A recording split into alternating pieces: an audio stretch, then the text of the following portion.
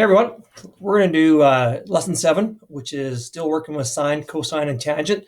But a lot of people who kind of grew up with sine, cosine, and tangent like to shorten it. Instead of saying sine is opposite over hypotenuse, cosine is adjacent over hypotenuse, and tangent is opposite over adjacent, they like to kind of write each ratio as just 3 letters. So instead of saying sine opposite over hypotenuse, they go so, cos adjacent over hypotenuse, ca, and tan over adjacent toa.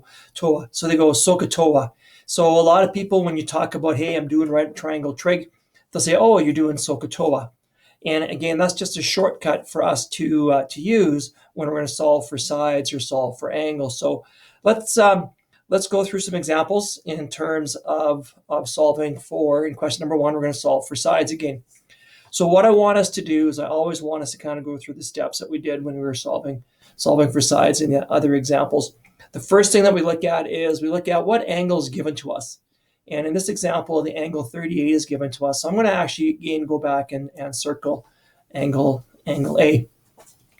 And like we've done in our other examples, if I know where my right angle is, I'm going to project across to, say, 11 is my hypotenuse.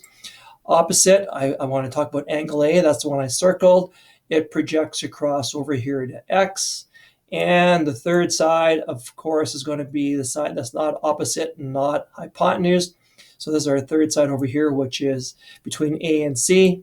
Again, there's nothing here. So I'm going to put my little b here because it's opposite the big B. So I know that if I ever have to use this adjacent side in a ratio, I'm just going to call it little b. So again, instead of us writing out sine, cosine, tangent, and all of the ratios, sine is opposite over hypotenuse, cosine is adjacent over hypotenuse, tangent is opposite over adjacent.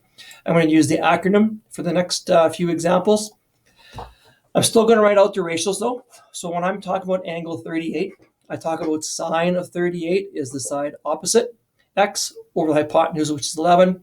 Cos of 38 is the adjacent side, which we said was b over hypotenuse, which we said is 11. And tan of 38 is the side opposite, which is x over the side adjacent, which is b. Now, at this point in time, we can reduce some of the work you're going to do because you might already know from some puzzles or problem-solving skills that we don't actually need to work with all 3 ratios. It's not wrong to write all 3 ratios out for cross-multiplying, but in the end, you might already know from the very start that there really is only one ratio for us to work with. Okay, grab this guy here. The only ratio that we can use to solve for x is the sine ratio.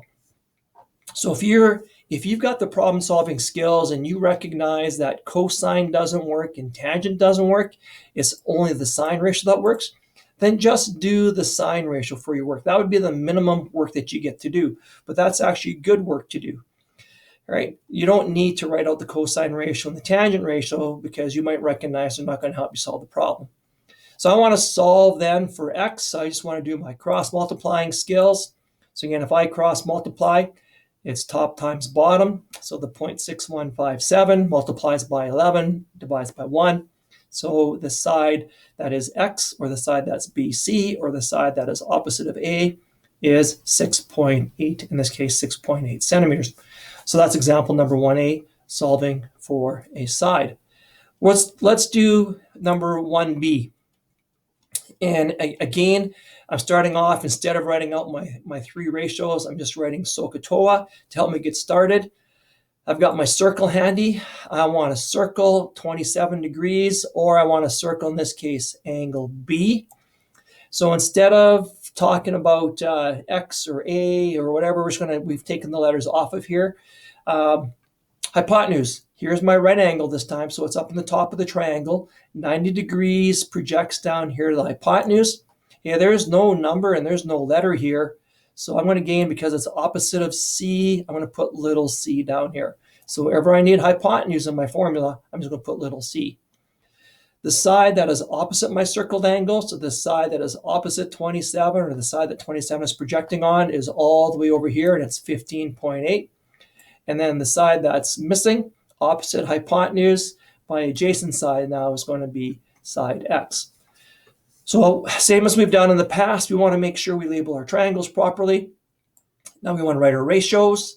Sine of 27 because the angle was 27 degrees. So is sine. Opposite is 15.8, and hypotenuse we said was going to be little c. Cosine of 27. Cosine 27 is the adjacent side, which is x, and the hypotenuse, which we said is little c. And tangent of 27 is the side opposite, so it's 15.8 over the side adjacent. So it's the TOA, opposite over adjacent, 15.8.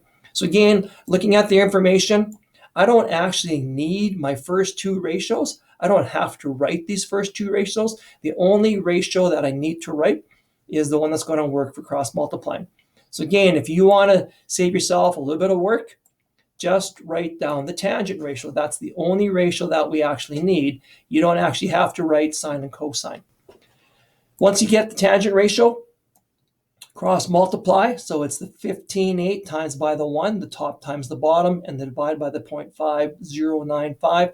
And we find out that little x over here, the adjacent side, or side BC, is 31.0 centimeters.